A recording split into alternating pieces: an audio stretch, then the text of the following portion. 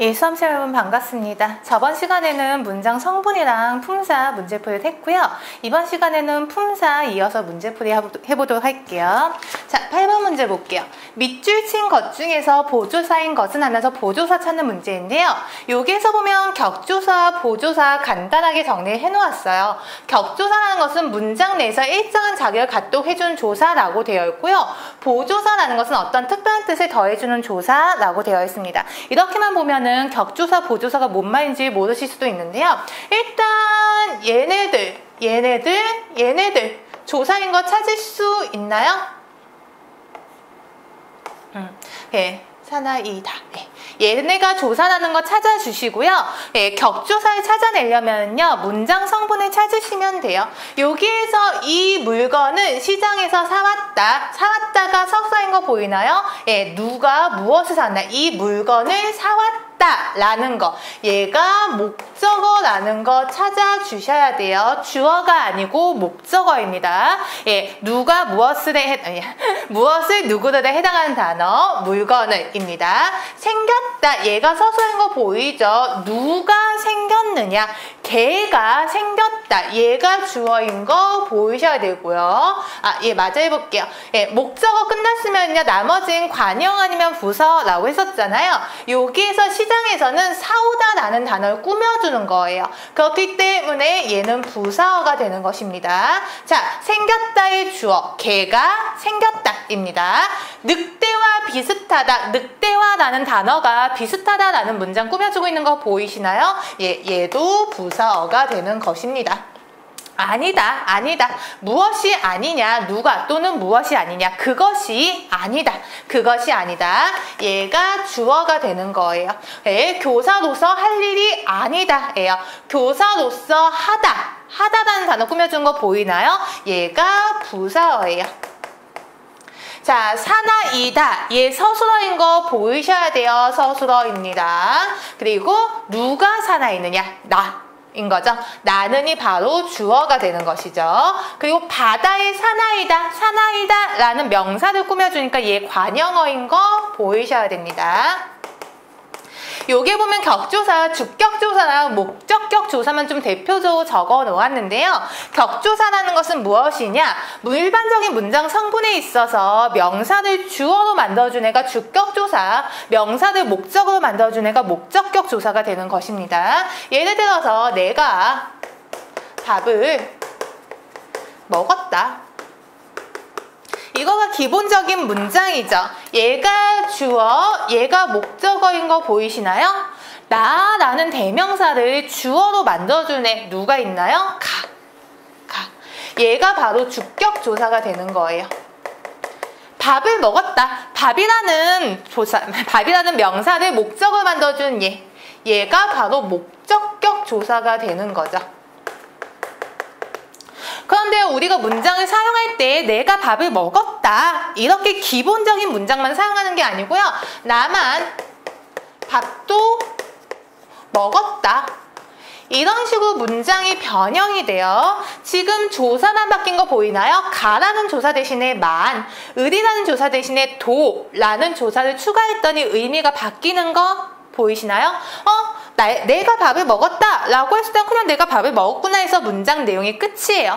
근데 나만 먹었다 라고 하면 나만, 즉 다른 사람 먹지 않았다 라는 뜻이 추가됩니다. 즉 특별한 뜻을 더해주는 조사, 보조사의 개념 좀 잡히시나요? 얘도 마찬가지요. 나만 밥을 먹었어 라고 하면 별다른 뜻은 없어요. 밥을 먹다 외에. 그런데 밥도 먹었어 라는 것은 뭐예요? 밥 위에 다른 것도 먹었구나 라는 특별한 뜻을 더해주는 역할을 하고 있습니다. 이런 애들이 바로 보조사예요. 예. 격조사, 보조사 개념 아시고요. 격조사라는 것은 쉽게 생각하면 부사로 만들어주면 부사격조사 이런 거예요. 주어로 만드는 거 주격조사, 목적으로 만드는 목적격조사, 부사로 만들어주면 부사격조사, 그리고 뭐 있나요? 서술어로 만들어준 건 서술격조사예요. 예, 저번 시간에 품사 정리할 때 서술격조사이다가 있다라는 걸 했었습니다. 얘가 서술격조사이다예요. 요게 지금 격조사를 주격조사, 목적격조사만 정리해 놓은 이유가요. 주격조사, 목적격조사는 얘네밖에 없는데요. 부사격조사는 종류가 굉장히 많아요. 그렇게 정리할 수가 없고요.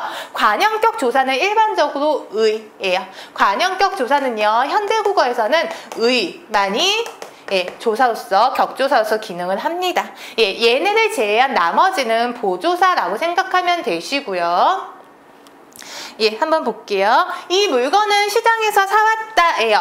목적어인데 을이 아니고 은이 붙은 거 보이시나요? 이런 게 바로 보조사가 되는 거예요. 보조사. 근데 줄은 여기에서 쳐져 있죠. 여기에서. 부사격 조사는 굉장히 많아요. 에서라는 것은 장소를 나타내는 부사격 조사로서 보조사는 아닙니다. 얘는 격조사가 되는 거고요. 주격 조사는요. 이와 가만 인정을 해요. 이와 가. 친구들이 은과 는도 주어로 많이 나오기 때문에 주격 조사 착각을 하시는데요. 주격 조사는 이와 가밖에 없다는 거 주의하세요. 여기에 주어있는 는, 은, 는 얘네 다 보조사에 해당합니다. 보조사. 그래서 얘네는 다 보조사. 늑대와 얘는 부사격 조사가 되는 것입니다. 교사로서도 역시 격조사. 어떤 자격, 신분 같은 걸 나타내는 격조사로서 기능을 합니다. 얘도 관형격 조사예요. 그러면 여기에서는 보조사가 총 4개 사용됐고요. 이 중에서 줄쳐져 있는 것이 4번이네요. 나는 거칠 것이 없는. 그렇기 때문에 답은 4번이 됩니다. 격조사는요. 친구들이 여러분들이 그 문장 성분만 잘 구분한다면 크게 어렵지는 않은 부분이에요. 그래서 주격조사나 목적격 조사 정도는 조금 외워두시고요. 주격조사가 이가, 목적격조사 을을 왜 다른 게 쓰였다? 그러면 보조사가 아닐까 의심하는 연습 해주세요.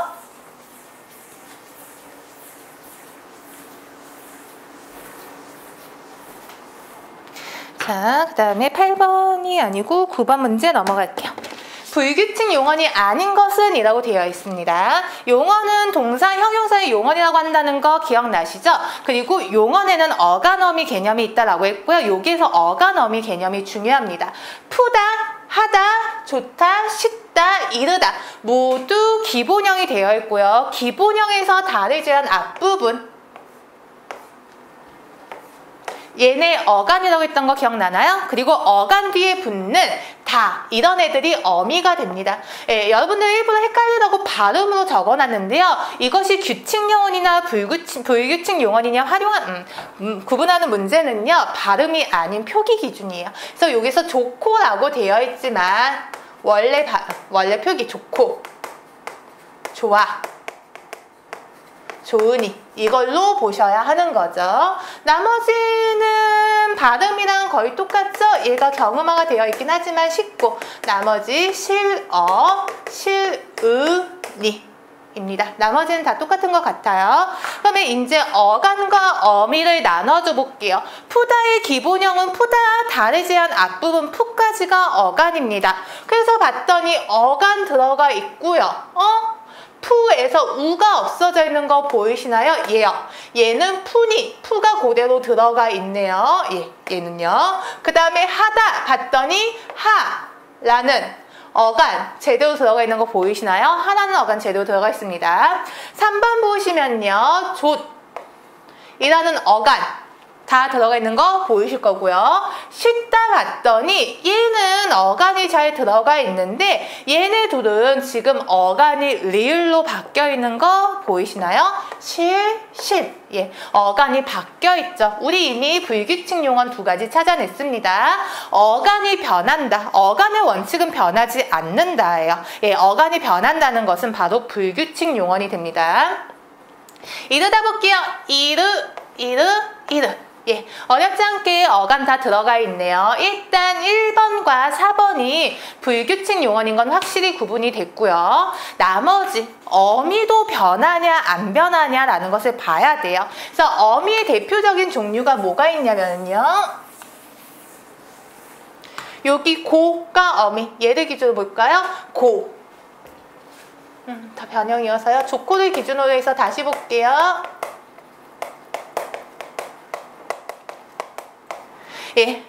어간 뒤에 있는 고, 아, 은이 어미인 거 보이시나요? 예, 어미도 변하면 불규칙 용언이 돼요. 그래서 봤더니 이르고에서 고는 잘 들어가 있죠? 근데 아가 아니고 러가 들어가 있는 거. 은이가 아니고요. 그냥 니가 들어가 있는 것. 아, 얘는 그냥 의가 생략된 형태니까요. 큰 문제가 없겠네요.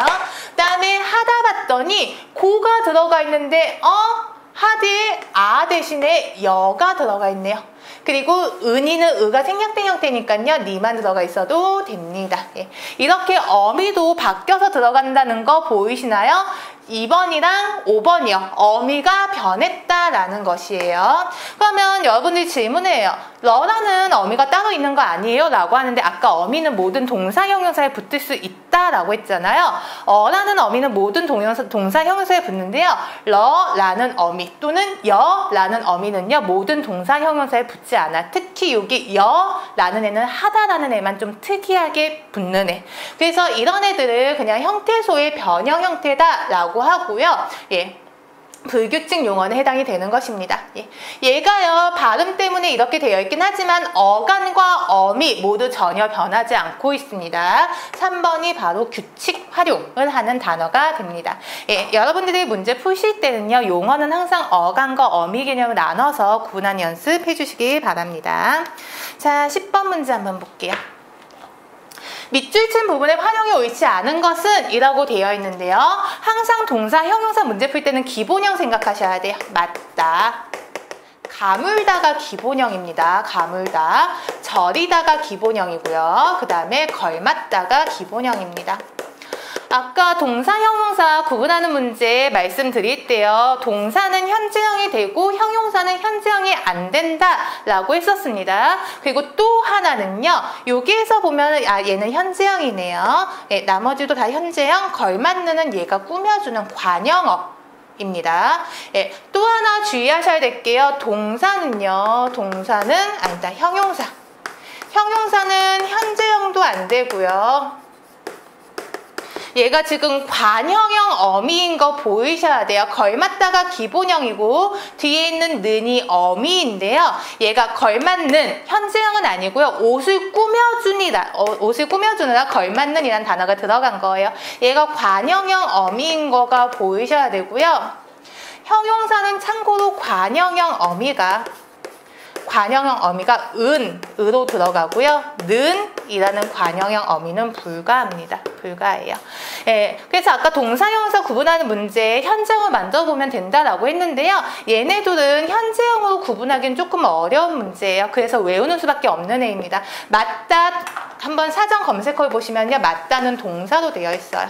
그리고 걸맞다는 형용사로 되어 있습니다. 그렇기 때문에 걸맞는 이렇게 관형형 활용을 안 됩니다. 그럼 어떻게 하느냐? 관형형 어미 은을 사용해야 돼요. 분위기에 걸맞은 옷 좀 골라주세요. 이 걸맞다랑 또 많이 나오는 문제가 알맞다인 거죠. 알맞다. 알맞다 역시 형용사예요. 그래서 가끔 문제 보면 알맞는 문제 이런 말 나오는데 이거 틀린 표현입니다. 이렇게 활용을 해야 돼요. 이거는 그냥 외우시고요. 맞다는 동사이기 때문에 현재형을 만드는데 문제가 없습니다.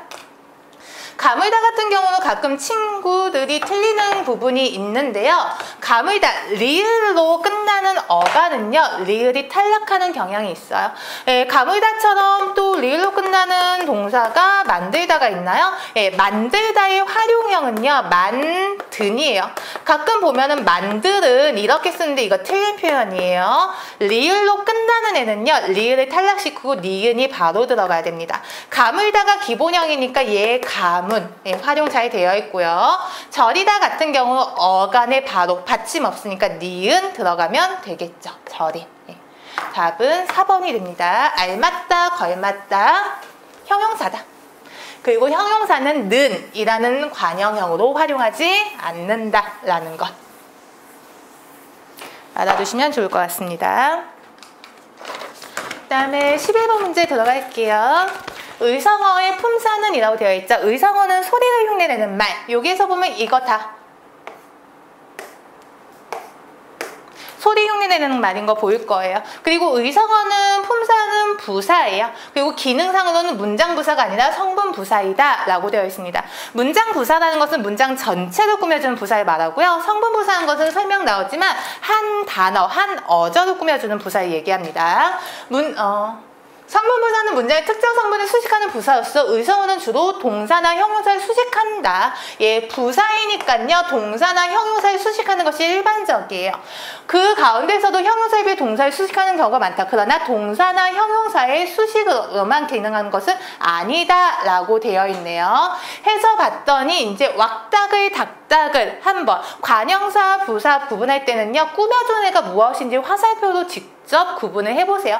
왁닥을 닥닥을 부딪힌다 보이시나요?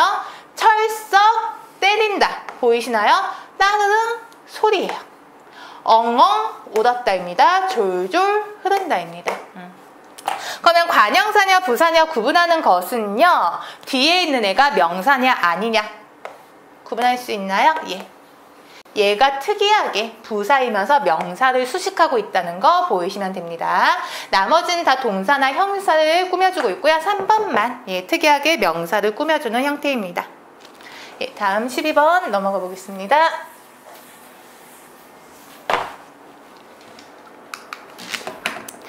예, 보기에 밑줄친 동사와 어미 활용의 양상이 같은 것은 이라고 했습니다. 어미, 항상 동사형사 기본형 생각하셔야 되죠. 우리는 어머니를 도와서의 기본형 돕다인 거 보이시나요? 그러면은 돕이라는 어간에 아서가 붙어야 되는데요. 도와서가 됐습니다. 밑에다 쓸게요. 돕아서 가 아니고요. 도와서 라는 단어가 됐습니다. 비읍이 없어지고 오가 들어갔다는 거 보이시나요? 즉 얘도 어간이 변하는 불규칙 용언이에요. 비읍으로 끝나는 단어는 규칙 용언과 불규칙 용언이 있는데요. 불규칙 용언은 모음으로 시작하는 어미가 올 때 변형을 합니다. 그래서 모음으로 시작하는 어미를 붙여보시면 돼요. 얘도 마찬가지로 잡고라고 되어 있는데 잡아라는 단어 붙여볼게요. 잡아라고 하죠. 굽다 같은 거, 생선을 굽다에 어 붙여보세요. 굽어라는 단어는 없죠. 구워가 되는 거죠. 집다 같은 것도 어 붙여볼게요. 됐나요? 접다도 마찬가지로 친절하게 되어 있네요. 접어. 나이가 든 허리가 굽다인데 허리가 인 거 보이시나요? 예, 2번만요. 비읍이 탈락하고요. 1, 3, 4, 5번은요. 비읍이 그대로 유지되고 있습니다. 즉 규칙 활용이 되는 거예요. 똑같은 굽다지만 별개의 단어인 거죠. 이거는 불에 익히다, 이거는 뭐 휘어있다 이런 의미인 거죠. 그래서 굽다, 예, 불에 익히다는 단어는 불규칙 활용이고요. 휘어져 있다 이런 뜻의 굽다는요. 규칙 활용입니다. 예, 친구들이 이런 거 풀 때는요. 여러 가지 어미를 붙여보면서 활용을 해보시면 됩니다.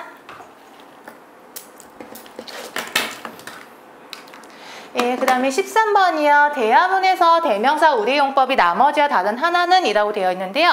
우리라는 단어를 사전에 찾아보면요.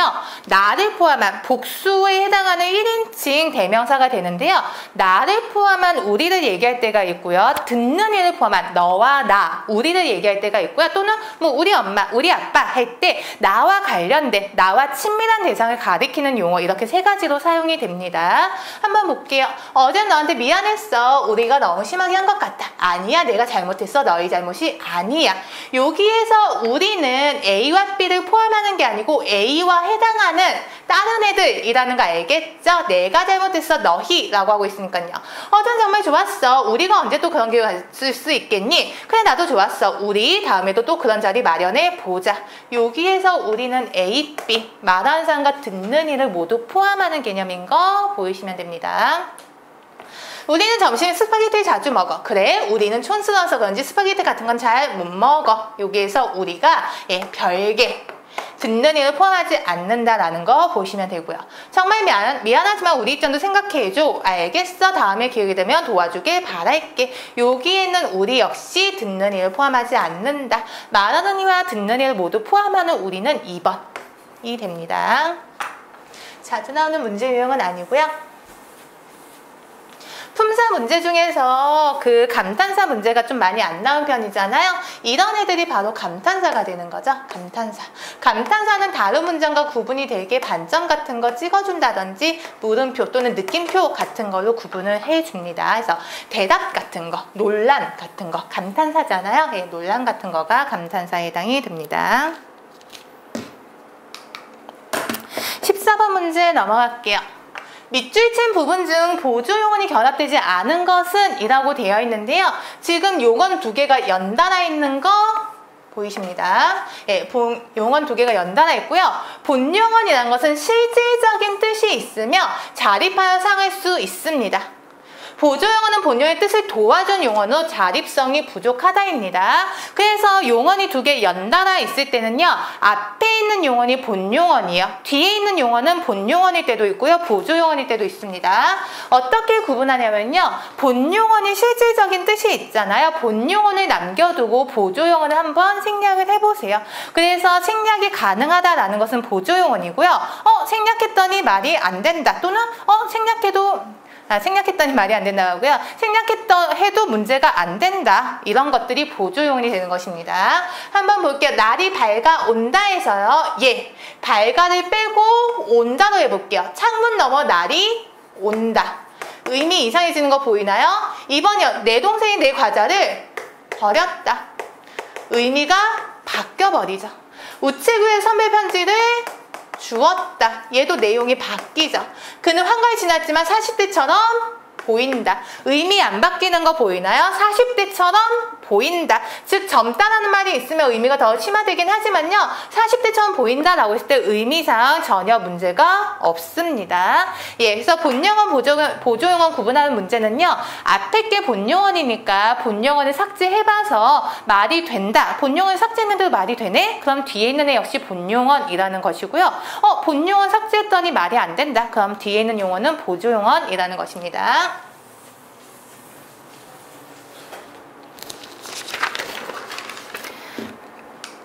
자, 이렇게 해서 품사 문제는 마무리가 됐고요.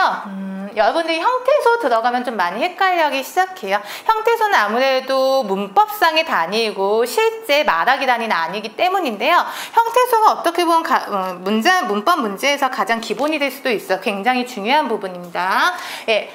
이런 부분 보면 형태소는 뜻을 가진 가장 작은 말의 단위이고요. 더 이상 나누면 뜻을 잃어버린다예요. 뜻을 가진 가장 작은 단위예요. 예, 단어 같은 거는 홀로 쓸 수 있는 최소 단위를 얘기하는 거고요. 예, 형태소는 뜻을 가지고 있다. 형태소의 갈래는 자립성의 유무예요. 그래서 자립 형태소와 의존 형태소 나누고요. 홀로 쓸 수 있는 형태소, 홀로 쓸 수 없고 다른 말에 기대어 쓰이는 형태소 등등이 있습니다. 자, 다른 말에 기대어 쓰이는 형태소, 예, 이건 나중에 하고요. 실질적 의미의 유무 되어 있습니다. 실질 형태소는 실질적인 뜻을 가진 형태소이고요. 형식 형태소는 실질적인 뜻은 없고 문법적인 뜻을 나타내는 형태소. 여기서 중요한 거는 실질과 형식을 구분하느냐, 얘가 조금 더 중요하긴 할 거예요. 여러분들이 이 네 개를 섞어서 막 헷갈려하는 건데요. 자립의 반대는 의존이고요. 실질의 반대는 형식이에요. 섞지 마시고요. 이렇게 쌍 지으시고요. 이렇게 쌍 지어서 보시면 돼요. 자립의 형태소, 자립 형태소 찾으신 다음에 자립되지 않는 것은 다 의존이구나. 실질 형태소 찾으신 다음에 실질 형태소가 아닌 건 다 형식 형태소구나. 이렇게 보시면 됩니다. 예, 이론으로 설명해서는 아마 감이 안 올 거예요. 문제에 바로 적용을 해볼게요. 예, 15번부터 문제풀이 들어가야 되는데요. 15번 같은 경우는 굉장히 어려운 문제예요. 그 전에 형태소 나누는 연습을 해야 되니까요. 16번 문제를 가지고 형태소 나누는 연습을 먼저 한번 해볼게요. 여러분들이 또 마음이 급하다 보니까 형태소부터 나누는데요. 형태소부터 나누기보다는 단계적으로 나눠두는 게 좋아요. 일단 친절하게 띄어쓰기는 되어 있잖아요. 예. 이런 거 띄어쓰기 단위를 우리가 어절이라고 하죠. 어절 먼저 나눠주시고요. 그 다음에 다음에 단어로 나눠주셔야 돼요. 단어로 나눠준다라는 것은 조사 같은 애들 다 떼어내주셔야 됩니다. 영이 있는 에서 는, 책을 에서 을, 그 다음에 학교에에서 에, 이렇게 조사를 떼어내주면 됩니다. 그 다음에 형태소로 나눌 때 해야 되는 게요. 합성어 같은 애들 나눠주셔야 되고요. 어간, 어미 개념 많이 나왔죠. 어간과 어미를 분류해 주셔야 됩니다. 영희는요, 하나의 명사니까 더 이상 나누면 안 되는데요. 얘도 조사니까 이렇게 나눠줘야 되네요. 예, 놓고니까요. 놓다가 기본형인 거 보이시나요? 놓다. 기본형에서 다를 제외한 앞부분이 어간이라고 했었죠. 놓다니까요. 놓과 고를 나눠줘야 돼요. 그 이유가요. 형태소는 뜻을 가진 최소의 단위잖아요. 놋이라는 단어에 뜻이 다 들어가 있기 때문이에요. 어간의 모든 뜻이 다 들어가 있기 때문에 어간과 어미를 분류해 주셔야 됩니다. 그 다음에 같다. 항상 기본형 생각하세요. 같다의 기본형은 가다예요. 가다. 입니다. 그러면 이거를 여러분들이 같다 이렇게 해버린데요. 분류해 주셔야 돼요. 가라는 단어가 있고 원래 과거를 나타내는 어미는 at이나 어시 들어가요. 근데 여기 겹치다 보니까 아를 생략한 거죠. 풀어서 생각할 수 있어야 돼요. 그런데요. 그 다음에 다. 이렇게 나눠줄 수 있어야 됩니다. 이런 걸 굉장히 어려워하죠, 여러분들이요. 예, 형태소 나누는 연습 여기 했고요. 15번 문제 한번 적용을 해볼게요. 예, 15번 문제 한번 적용을 해볼게요. 남겨준 적도 물리 쳤겠네 해서 어절 단위 먼저 나눠주시고요. 그 다음에 조사 떼어내주셔야 돼요. 그 다음에 어려운 게 축약 형태인 거죠. 남겨진이 남기어진 의 축약 형태라는 거 찾아내셔야 됩니다. 한번 볼게요. 그러면 남겨진이라는 단어가 어떤 단어에서 나왔을까를 생각을 하셔야 돼요. 항상 기본형.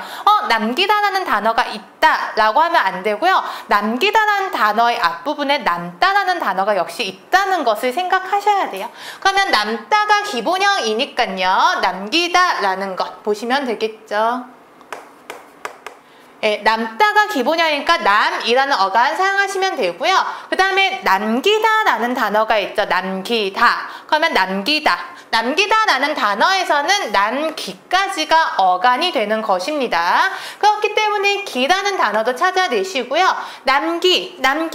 남기어서, 남기어로도 활용한다는 거 보이셔야 돼요. 그래서 그 다음에 남기어지고, 남겨지지만, 남겨지는 지도 역시 활용한다는 거 보이셔야 돼요. 그 다음에 여기 니은은 관형형 어미로서 기능을 한다는 거. 적이라는 것은 더 이상 나눌 수 없는 하나의 명사가 되는 거죠. 그 다음에 도도 더 이상 나눌 수가 없고요. 물리쳤겠네. 역시 물리치였겠네. 의 줄임말인 거 보이시면 됩니다. 예, 물리다가 기본형이에요. 물다라는 단어는 없죠. 물다라는 단어가 있긴 하지만 얘와 전혀 상관이 없는 단어예요. 그래서 물다라는 단어, 물 나누면 안 되고 물리다가 기본형이구나. 그러면 물리다, 기본형에서 다를 지은 앞부분 물리. 그 다음에 물리다에서 물리치다로 파생한 거 보이나요? 물리치다. 그래서 치로 또 나눠주시고요. 과거를 나타내는 그리고 추측을 나타내는 거. 뭐 나갔겠군, 먹었겠군, 캣. 추측을 나타내는 캣. 그리고 종결어미, 네. 이렇게 나눠주시면 됩니다. 2번 볼게요. 얘도 마찬가지로요. 어절 먼저 나눠주시고요. 그 다음에 대명사. 뒤에 조사, 그 다음 명사 뒤에 조사 잘라내줄게요. 그 다음에 너는 더 이상 나눌 수 없는 대명사입니다. 조사도 마찬가지죠. 너를.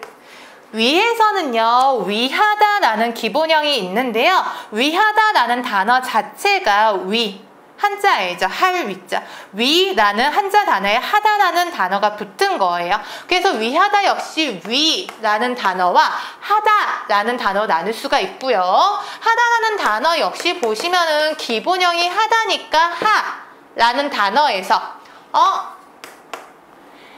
하여서이지만요. 아까도 얘기했지만 하다는 특이하게 여가 붙는 애고요. 원래는 어서가 붙어야 된다는 거. 정확하게는 아서가 붙어야 되는 거죠. 모음조합에 의해서. 그래서 해서도 아서로 분류할 수 있어야 됩니다. 땀은 더 이상 나눌 수가 없는 단어인 거죠.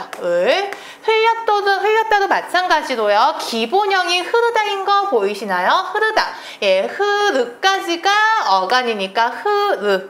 그리고 흘리다로 파생한 거 보이시나요? 그래서 이 흐르이가 합쳐서 흘리로 파생이 되는 거죠. 흘렸어는 한번 먼저 더 분석해 볼게요. 흘렸어가 흘리었어의 줄임말인 거 보이셔야 돼요. 그래서 흘리라는 것은 흐르다가 기본형이다. 그러면 흐르라는 어간에 이가 붙어야 되는데 흐르이 하지 않고 특이하게 흘리로 바뀌었구나 라는 걸 찾아주시면 돼요. 그래서 흐르다에서 나왔으니까 흐르다는 어간, 그 다음에 이가 되는 거죠. 흘리라고 활용하지만 정확하게는 이라는 어간이 붙었다는 거, 그 다음에 과거에 나타나는 그리고 종결함이 가 들어갔다. 이렇게 보시면 됩니다. 그래서 한번 볼게요. 어절 나누시고요. 수라는 애 의존명사입니다. 뒤에는 도, 조사예요. 이렇게도 나눠줄 수 있어야 되고요. 훔쳤다 같은 경우도 훔쳐가 훔치어의 줄임말인 거 보이셔야 됩니다.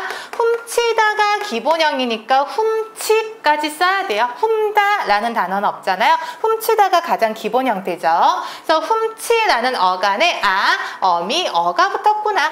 가스는 많이 했죠. 지금까지. 가다가 기본형이니까 과거에 나타내는 그 다음에 연결 나타내는, 연결이 아니고 꾸며주는 거네요, 관형형. 예, 그 다음에 수라는 것은 의존명사 조사. 있겠군요도 마찬가지로 있다가 기본형이니까 이시라는 어간, 추측을 나타내는 get, 그리고 종결을 나타내는 군. 참고로 요는요, 높임을 나타내는 조사가 되는 것입니다. 예. 이렇게 나눠줄 수 있나요? 단팥죽이 합성어입니다. 합성어야. 단팥 플러스 죽인 거 보이시나요?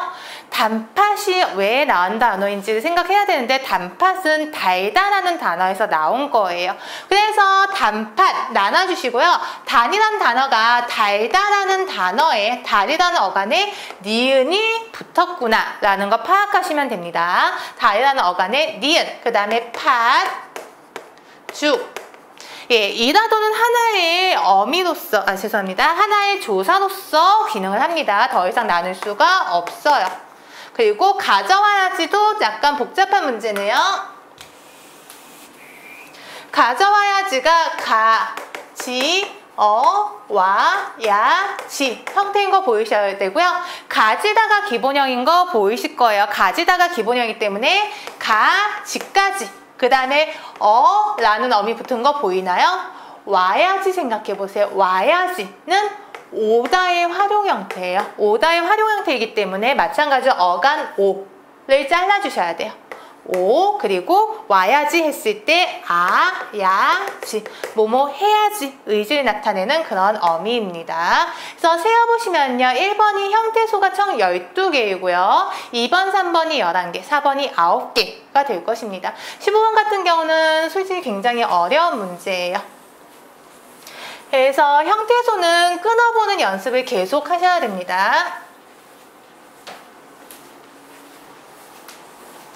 16번 형태소 다시 한번 나눠줘 볼게요. 연습한다고 생각하고요. 어절단위 먼저 나누시고요.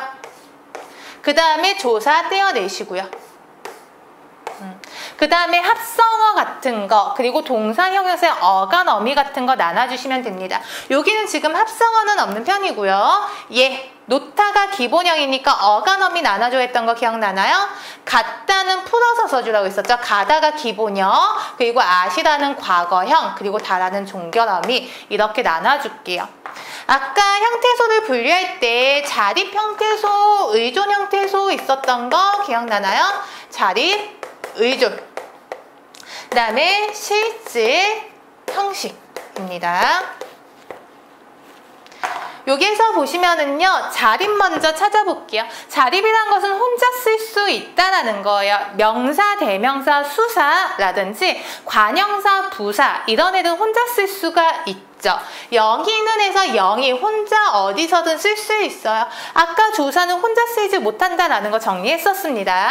책이라는 단어 역시 혼자 쓸 수 있죠. 집이라는 단어도 혼자 쓸 수 있습니다.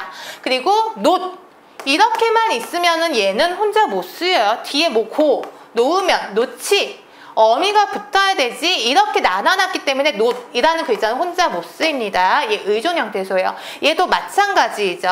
학교가 자립 형태소입니다. 그래서 나머지 얘네도 역시 어간이나 어미는 혼자 못 쓰입니다. 그러면 의존 형태소, 자립 형태소, 영희, 책, 집, 학교 이렇게 나눴죠. 나머지가 모두 의존 형태소가 됩니다. 의존 형태소 뭐 있나요? 는, 그리고 을. 는, 을, 에, 그다음에 not, 그다음에 고, 에, 가, 앗, 다. 얘네가 의존 형태소가 되는 것입니다. 그다음에 실질 형태소는 뜻이 있냐 없냐로 구분을 하는 건데요. 의존 형태소는요, 자립 형태소는 무조건 실질 형태소예요. 혼자 쓸 수 있다는 것은 뜻이 완벽하게 있다는 것이죠. 그래서 자립 형태소에서 찾았던 영희, 책, 집, 학교.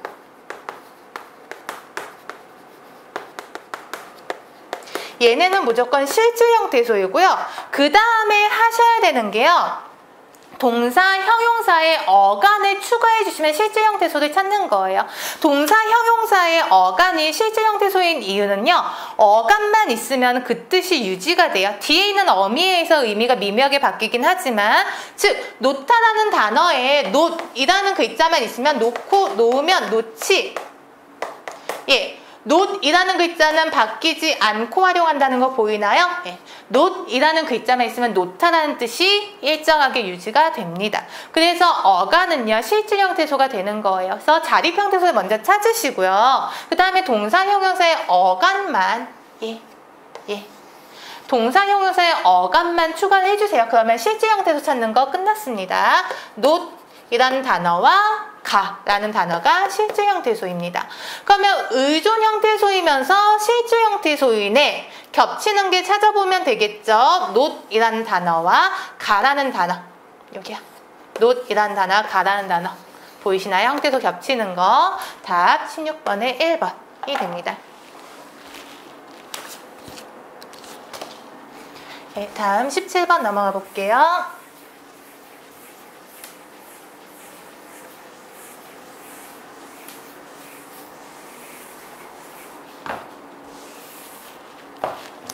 그 다음에 많이 나오는 문제 유형이 합성어, 파생어 문제예요.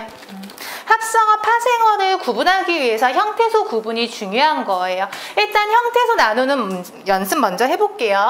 톱질이 톱과 질로 나눌 수 있다는 거 보이시나요?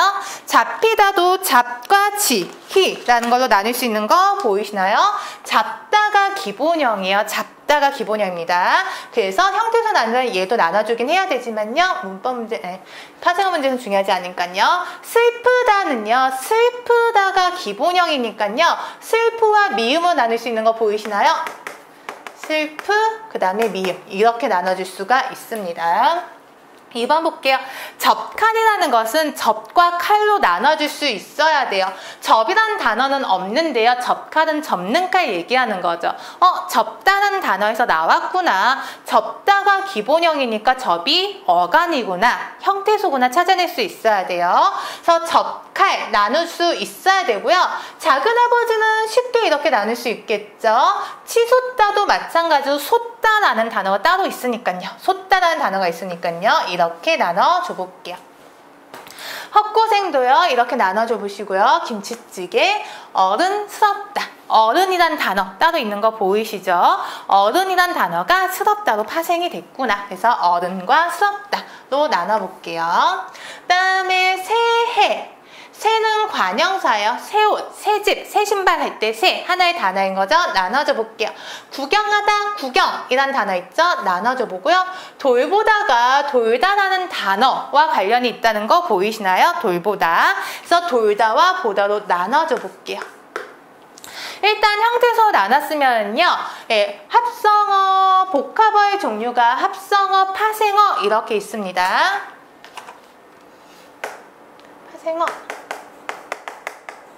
파생어라는 것은요, 어근 플러스 접사 또는 접사 플러스 어근, 어쨌든 하나의 접사가 있는 것이 파생어이고요. 합성어라는 것은요, 어근만으로 이루어져 있는 것을 우리가 합성어라고 합니다. 갑자기 어근이라는 개념이 튀어나왔는데요. 어근이라는 것은 우리가 앞에서 있었던 실제 형태소 있잖아요. 실제 형태소가 그대로 어근이다 생각하시면 돼요. 그래서 이게 어근이냐 접사냐 헷갈릴 때는요. 이런 단어가 있는지 또는 이런 동사 형용사의 어간이 있는지를 생각해 보시면 됩니다. 톱질에서 톱이라는 것은 하나의 완벽한 명사로서 혼자 쓰이는 애인 거죠. 질이란 단어는 여러분 없습니다. 톱질하다, 바느질하다 할 때 그런 질과 관련된 내용의 단어는 없습니다. 그래서 얘는 접사가 되는 거예요. 잡히다는 잡다라는 단어에서 나왔다라고 했잖아요. 그러면 동사 형용사의 어간이니까요. 실제 형태소 즉 어근이 되는 거죠. 희다라는 것, 희다라는 단어는 없는 거 보이죠? 잡히다에서 희는 접사가 되는 것입니다. 슬프다가 기본형이니까 어간인 슬프까지는요. 실제 형태소 즉 어근이 되는 것이고요. 뒤에 있는 미음은 아까 잠깐 나왔지만 명사로 파생시켜주는 전미사가 되는 것이죠. 얘가 접사가 되는 것입니다. 그래서 17번의 답은 1번이에요. 예. 얘네들은 다 파생어입니다. 나머지 한번 계속 해볼게요. 접칼 한번 볼게요. 접칼은요. 접는 칼, 접다에서 접, 어간이니까 실질적인 뜻이 있겠죠. 어간. 칼 딱 봐도 어근인 거 보이실 거예요. 어근입니다. 실질적인 뜻이 있는. 아버지 역시 실질적인 뜻이 있는 어근인 거 보이실 거고요. 작은에서 작다가 기본형이니까 작이라는 어간의 뜻이 다 들어가 있는 거 보이실 거예요. 그러면 작이라는 글자가 있으니까 얘도 실제 형태소이구나. 솟다가 기본형이니까 솟이라는 어간 역시 실제 형태소예요. 근데 여러분 치라는 단어가 있는 것도 아니고 치다라는 동사 형용사의 어간도 아니에요. 물론 치다라는 단어가 있긴 하지만요. 여기 치솟다의 치와 치다의 치는 전혀 별개의 뜻인 거죠. 네. 그렇기 때문에 여기에서 치는 접사가 되는 거고요. 얘는 어휘 문제에서도 가끔 나오는 거죠. 치라는 것은요. 위를 향하다 라는 뜻을 가진 접사입니다. 그래서 아래와 관련된 단어에는 치라는 접사 쓰지 않는 거 한번 기억해 두시고요. 헛고생이요. 고생이라는 거 명사인 거 보이시고요. 헛이라는 단어 역시 없고요. 헛다라는 단어 역시 없습니다. 접사. 김치와 찌개 둘 다 완벽한 자립 형태소로 기능하는 거 보이시나요? 그 다음에 어른스럽다 어른 얘는 실제 형태소 즉 어근인 거 보이시고요. 스럽다 얘는 별다른 자립 형태소나 실제 형태소가 아니죠. 접사로 처리합니다. 4번 볼게요. 새해에서 여러분들이 이거가 합성어인 걸 잘 구분 못하기도 하더라고요. 새해라는 것은 새로운 해라는 거죠. New Year라는 뜻인 거죠. 여기에서 새라는 것은 관형사예요. 관형사도 하나의 완벽한 자립 형태소입니다. 앞말과 띄어 쓰잖아요. 즉 하나의 완벽한 단어예요. 그리고요. 해라는 것도 명사입니다. 해. 그렇기 때문에 관형사, 명사 하나의 완벽한 단어 두 개가 결합했다. 합성어가 됩니다. 구경꾼, 구경 어근인 거 보이시고요. 꾼 접사가 되는 거죠. 꾼이라는 단어는 없습니다. 돌보다는 돌다 플러스 보다라고 했을 때 돌이 어간이잖아요. 어간은 무조건 어근입니다. 어간은 실제 형태소, 보다에서 보 역시 실제 형태소입니다. 이렇게 구분하면은요, 합성어, 파생어 구분되실 거예요. 어근 플러스 어근이 되는 것은 합성어, 접사가 붙어 있는 것은 파생어가 되는 것입니다. 여러분들이 어간 개념이랑 어근 개념을 조금 많이 헷갈려 하는데요. 발음도 비슷해서 그런가 어간 개념은 동사, 형용사에서 앞부분, 벌써 몇 번 얘기했었잖아요. 동사, 형용사에서 다를 제한 앞부분은 어간이라고 하고요. 어근은 아까 했었던 실질 형태소를 어근이라고 하는 거예요. 범주가 좀 다른 단어들이니까요. 헷갈리지 마시고요. 예, 18번 문제풀이 들어가 볼게요. 괄호 안에 들어갈 말고 적절한 것은 이라고 되어 있고요. 개, 살구, 잠, 새, 파랗다 등은 어휘 형태소인 살구, 자, 파랗새, 개, 미음, 새와 같은 접사가 덧붙여서 파생된 단어들이다. 어휘 형태소라는 말 되어 있는데요. 앞에서 있었던 실질 형태소랑 같은 말이라고 생각하시면 되고요. 실질 형태소는 그대로 다 어근이 된다라고 했던 거 기억나나요? 살구가 어근이고요. 자라는 것도 자다라는 단어의 어간이니까 실질 형태소 파랗다 라는 기본형에서 다를 제한 앞부분 예 역시 어근인 거 보이셔야 됩니다. 그 다음에 얘네들 모두 실질 형태소가 아닌 거 보이시나요? 이런 애들 접사라고 합니다. 그래서 파생어가 되는 거고요.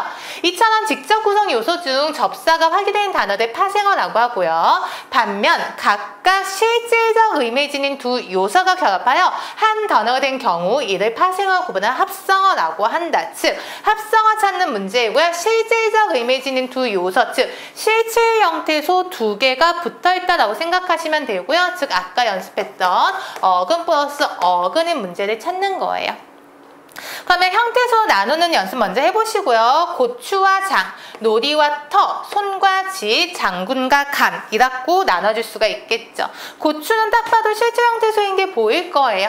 그리고 장도 실질 형태소예요. 우리가 고추장, 된장 이렇게 쓰기 때문에 어색할 수 있지만요. 장이라는 것은 하나의 명사로서 등록이 되어 있습니다. 자, 실질 형태소, 실질 형태소인 얘 합성어. 놀이도 합성어, 놀이도 실질 형태소인 거 보일 거고요. 여기에서 터라는 단어 낯설긴 하지만 얘도 역시 명사예요. 터를 잡다, 터가 좋다 이런 식으로 사용하죠. 하나의 완벽한 단어로서 기능하는 실질 형태소입니다. 소리란 단어 역시도 실질 형태소고요. 짓이란 단어 역시 명사로 등록이 되어 있어요. 얘도 역시 실질 형태소입니다. 장군감에서 장군이라는 것도 실질 형태소인 거 보일 거예요. 그리고 감이라는 것도 사전 찾아보면 하나의 명사로서 등록이 되어 있어요. 어떤 감이다 이런 것들 실질 형태소입니다. 그래서 18번의 답이 1번이에요. 얘네 다 합성어이고요. 면도칼, 면도와 칼로 나눌 수 있는 거 보이시죠? 둘 다 실질 형태소인 거 어렵지 않게 보이실 거고요. 서리발은 서리 플러스 발인 거 보일 거예요. 얘가 실질 형태소인 건 쉽게 보이시고요. 발. 이 접사가 되는 것입니다. 이런 뜻을 가진 단어는 없죠. 쉰둥이에서 쉰은 실질 형태소예요. 50이란 뜻이죠. 쉰. 그래서 실질 형태소고요. 둥이가 바로 형식 형태소, 즉 접사가 되는 거. 뭐 귀염둥이 할 때 둥이 같은 거 단어로 등록되어 있지 않습니다. 장난기에서 장난 역시 실질 형태소. 기라는 것은 뭐 그런 기가 있다. 이런 식으로 사용되죠. 이 기는 접사가 됩니다. 그리고요. 깍두기는 좀 특이하게 깍둑 썰다, 깍둑하다, 깍둑이란 단어가 있거든요. 이 깍둑이란 단어에 이라는 단어가 붙은 다음에 발음대로 적었다. 이렇게 해석을 합니다. 그래서 얘를 이렇게 나눈 다음에 파생어 처리하고요. 선생님 역시 나눠주시고요. 선생이 실질 형태소인 건 보일 거예요. 님 이라는 거. 사람이 나타날 때 님, 뭐 구경꾼에서 꾼 이런 것들 다 접사가 되는 것입니다. 님 접사이고요. 작은 형은 위에 작은아버지랑 비슷하죠. 작다. 어간이니까 그대로 실질 형태소, 형도 실질 형태소인 거 보일 것입니다. 그래서 핫바지도 이렇게 나눠주시는데 핫이라는 것은 접사예요. 실질 형태소가 아닙니다. 그래서 바지 보이시고요. 김치찌개, 김치와 찌개 둘 다 어근인 거 보이실 거예요. 돌다리도 이렇게 나눠주시고 돌, 다리 합성어인 거 보이셔야 되고요. 시나브로는 고유어로 어휘 문제도 좀 많이 나왔었는데 더 이상 쪼갤 수가 없습니다. 우리 이런 애를 단일어라고 해요. 즉 형태소 하나만 구성된 단어를 단일어라고 하고요. 형태소 2개 이상으로 구성된 단어는 복합어라고 합니다. 그리고 우리가 이 복합어 중에서 합성어, 파생어를 구분하는 문제 하고 있고요. 암탉, 숫 암탉, 암컷, 수컷 할 때 암수는요 참고로 접사예요. 예. 검색해보시면 암과 수 각각 접사로 등록이 되어 있을 거예요. 그래서 암탉 역시 파생어로 처리를 합니다. 그래서 답은 1번이고요. 18번 같은 경우도 약간 낯설고 어려운 문제예요. 그렇기 때문에 얘가 실질 형태소일까 형식 형태소일까 어근일까 접사일까 하는 연습을 문제 풀면서 사전을 보면서 계속 확인하는 연습을 해보세요. 그래서 형태소 문제는 여기에서 마무리하고요. 다음 시간에 형태소 개념과 관련해서 합성어 문제, 심화 문제 있거든요. 다음 시간에 이어서 풀이하도록 하겠습니다. 예, 감사합니다.